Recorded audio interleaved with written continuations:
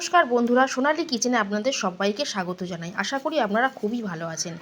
আজকে আমি একদম অনুষ্ঠান বাড়ির মতো ঝুরঝুরে আলু ভাজা রেসিপি আপনাদের সাথে শেয়ার করব।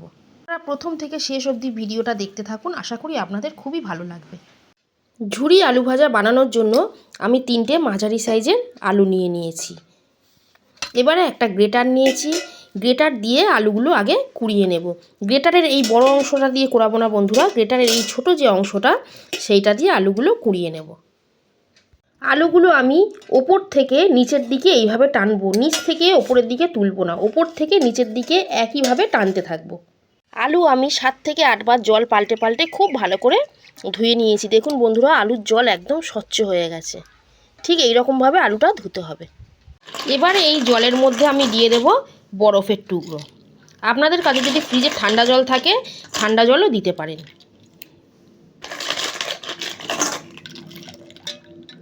আর তার সাথে দেব অর্ধেক পাতিলেবুর রস দিয়ে আমি আলুটা 15 মিনিট ভিজিয়ে রাখবো। 15 মিনিট হয়ে গেছে বন্ধুরা। আমি একটা এমনি ছিদ্রযুক্ত থালা নিয়েছি, তার মধ্যে আলুগুলো ভালো করে বিছিয়ে দেব। এতে করে আলুর যে জলটা আছে পুরো বেরিয়ে যাবে। আলুর জল ঝরে গেছে, কিন্তু দেখুন বন্ধুরা, আলুর গায়ে এখনও হালকা হালকা জল লেগে আছে। আমি একটা পরিষ্কার সুতির কাপড় নিয়েছি, তার মধ্যে আলুগুলো বিছিয়ে দেব, যাতে আলুর গায়ে যে হালকা হালকা জলটা আছে সেটা একদম টেনে যায়। আলু খুব ভালো করে কাপড়ের মধ্যে বিছিয়ে দিয়েছি। এবারে এটা 5 মিনিট রাখবো। বন্ধুরা, আমি 5 মিনিট রেখেছি। দেখুন আলুর গায়ে আর একটুও জল নেই, আলু একদম ঝরঝরে হয়ে গেছে। এবারে আমি আলুগুলো ভেজে নেব। গ্যাসে আমি কড়া গরম করতে বসিয়ে দিয়েছি। কড়া খুব ভালো করে গরম হয়ে গেছে। এবারে এর মধ্যে আমি দিয়ে দেব সাদা তেল। তেল খুব ভালো করে গরম হয়ে গেছে। এবারে আমি অল্প অল্প করে আলু নেব আর তেলের মধ্যে দিয়ে দেব। হাই ফ্লেমে আমি আলুগুলো ভেজে নেব। একসাথে অনেকগুলো আলু দিয়ে দেবেন না বন্ধুরা, অল্প অল্প করে আলু দেবেন আর ভাজতে থাকবেন। আলু আমাদের ভাজা একদম কমপ্লিট। এবারে আমি আলুগুলো তুলে নেব। খুব বেশি লাল করে আমি আলুগুলো ভাজবো না। এবারে একটা টিস্যু পেপারের মধ্যে আলুগুলোকে বিছিয়ে দেব। আলু ভাজার সময় আমি নুন হলুদ কিছুই ব্যবহার করব না।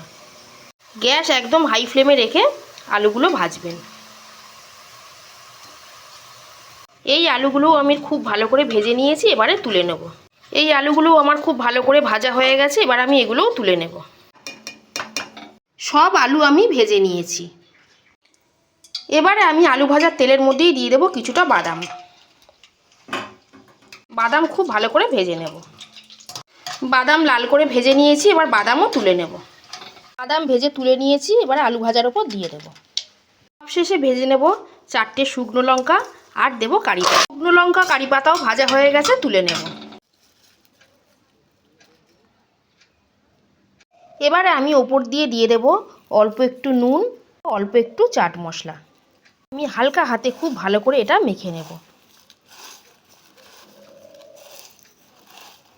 দেখুন বন্ধুরা, আমি একটু আপনাদের হাত দিয়ে ভেঙে দেখাচ্ছি আলু ভাজাটা কতটা মুচমুচে তৈরি হয়েছে।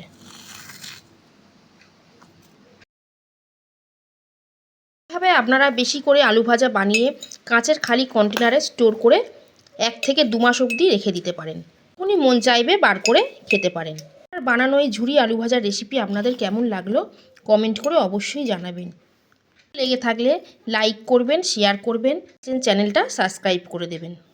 আজকের মতো এই পর্যন্তই। সবাই খুব ভালো থাকবেন, সুস্থ থাকবেন। ধন্যবাদ।